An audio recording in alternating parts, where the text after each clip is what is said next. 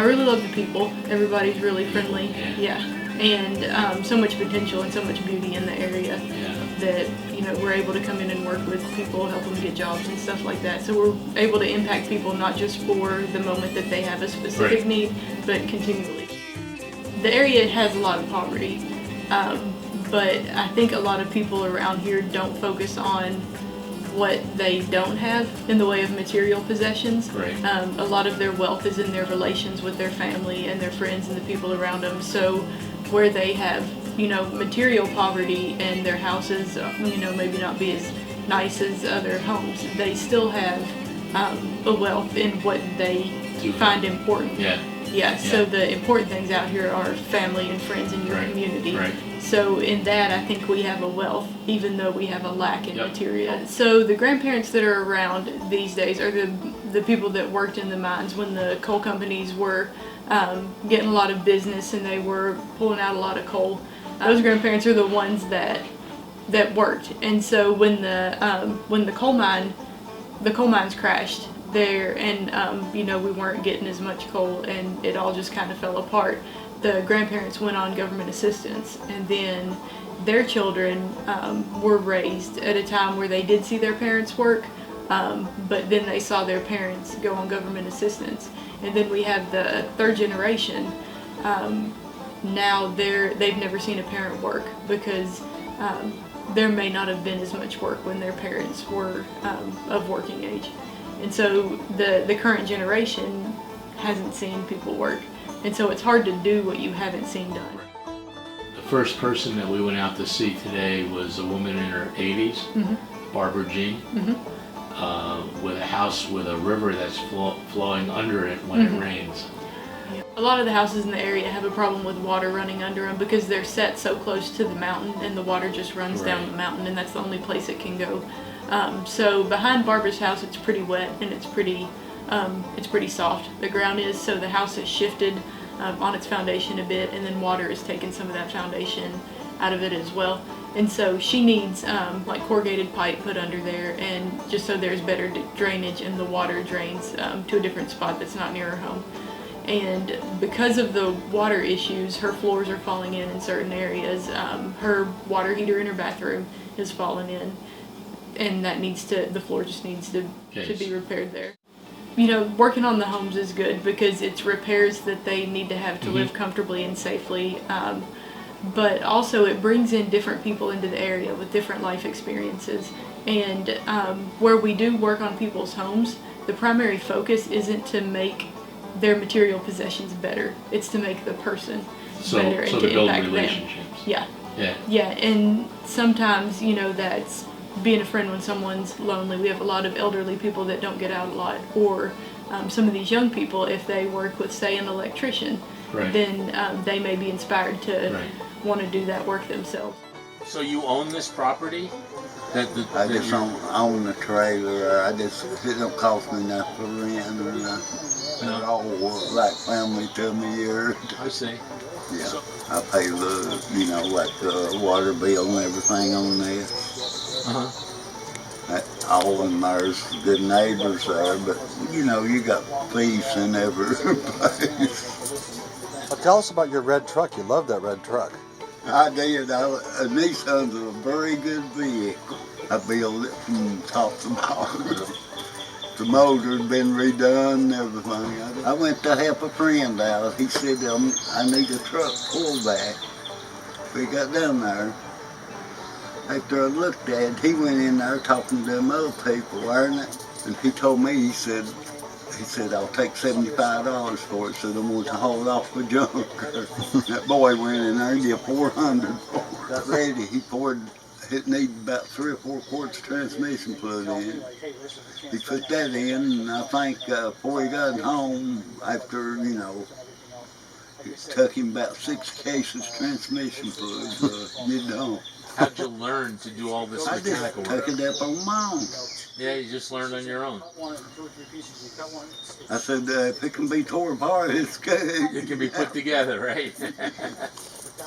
I tell you what, I had one lawnmower you wouldn't believe. I worked on that thing for 2 days there. And my brother-in-law over there, he worked on them and everything. He hollered over there and said, tell him to put a muffler on that thing and said it'll run right. And I put that muffler on and just smooth right out. A lot of the people that y'all will be serving have a lot of wisdom to share with y'all too. So it's a two-sided relationship. There's a wealth of knowledge about like medicinal plants and edible plants in the area. And so a lot of families that I've met have a lot of knowledge in that, and they love to share that stuff. They love to share their stories about the different things they've been able to do. Okay, great. Okay. We ask that anybody who receives services from us give back in some way, and like when we're doing home repair, we ask that the families work with the groups if they're able to, and if they're not able to maybe provide snacks. A lot of families will cook a meal for the volunteer group, make coffee, provide water, drinks, stuff like that. And then people that receive other services like assistance with an electric bill, then we ask them to come to the mission and volunteer for 6 hours with us. Nice. Yeah, and so with that, sometimes we gain volunteers out of that where they will keep coming back to help us. And then we've also had times where we worked on someone's home and they've come here and done some work for us as a payback for what we've done on their home. So we had a guy who needed a roof, and we worked on his roof, and then he came here and laid tile in the mission for us. So a story we talked about earlier was a family that needed a vehicle, and the mission had a vehicle donated, and then the family donated eggs for several months for the food pantry. So there was an agreed upon amount of eggs. Oh, it was a lot of eggs. Yeah. And so that went back into helping their community too. There's a family that lives down the road, an older couple. They have 2 grown children, but they've lived here maybe 20 years. And so in the early days when their kids were young, they would participate in our programs. They would bring their kids to our Christmas store and do some of the classes that we have, like food budgeting and nutrition classes. And then at times they would need help with like electric bills and different stuff like that. But now they're volunteers at the mission. So anytime we need help. Full circle. Yeah, anytime we need help, we call them and they show up. There were some neighborhood kids, and they attacked our beehive with a piece of wood, and they were throwing rocks at it and stuff. And one day we caught them doing that, and so from that we required that they do some community service with us. And so they did their time, but they keep coming back to help us in our garden program now.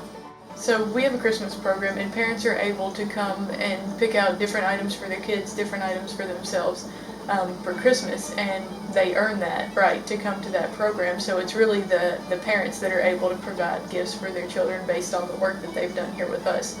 The first year they're usually people who have participated in our programs that year, so people who have been in our home repair program and stuff like that. So they're allowed to come, and for the first year nothing's required. The second year they do food budgeting and nutrition classes with us. So that's, I think we have like 12 classes that are offered, and they're required to come to 8. Great. Yeah, and some of them are fun classes like art projects. I'm going to teach a self-defense class. We have healthy cooking, cooking for diabetics, how to advocate for your children in the school system, and home repair. Some of that. We teach how to winterize the house. And so those are all classes that benefit them. And also allows them to come to the Christmas program. The third year they come, they do 12 hours of volunteer work with us. And then the fourth year that they come, they take a Faith and Finances class. And that's a 12-week course that just teaches different aspects of managing your income, like saving and avoiding credit cards and stuff that charge a high percentage. We recently started an internship program that we pay interns to come work with us 2 days a week. They get minimum wage. They work with us 3 months, which is the average time it takes someone to find a job in our area. And so within that 3 months, our hope is that they will gain employment by then. Good. Yeah, Great. And so we teach a class with that too on, Nice. It's called Work Life. Good. Yeah, and so the goal with that one is to move from people merely working just for what they need at the moment, like an electric bill, but to then be able to provide for their families That's for right. the future. That's right. People investing in people. Mm-hmm. It's got to be the greatest thing that we can do. So.